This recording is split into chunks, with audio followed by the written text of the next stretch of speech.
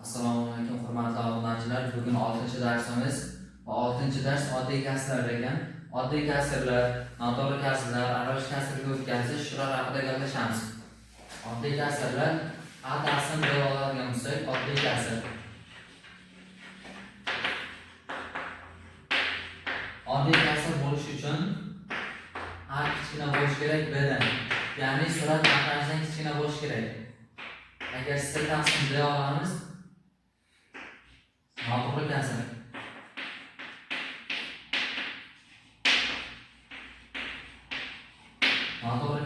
Noto'g'ri kasr bo'lish uchun sizga katta bo'lish kerak D-dan. Shu ikkita tengsizlik qanoatlantirsak, noto'g'ri kasr bo'ladi. Misol keltiradigan bo'lsak. Misol 15. Bu oddiy kasrga misol bo'ladi. Keyin shunaqa misol berib qisqartiring deyish mumkin. Qisqartiring desa, ikkalasini ham bir xil ya'ni 3 ga qisqartiramiz.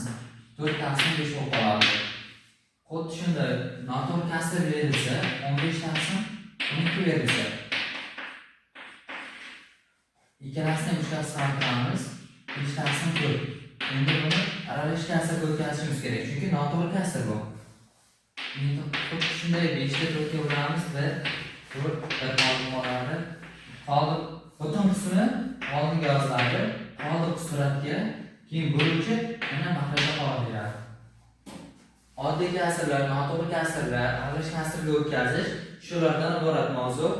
Xo'p, shunga oid misol ishlamoqchi bo'lsangiz, Teacher Kamoliddin Telegram kanaliga o'tib oling va IDC birinchi qismini misollarni ishlab, bilimingizni oshirib boring.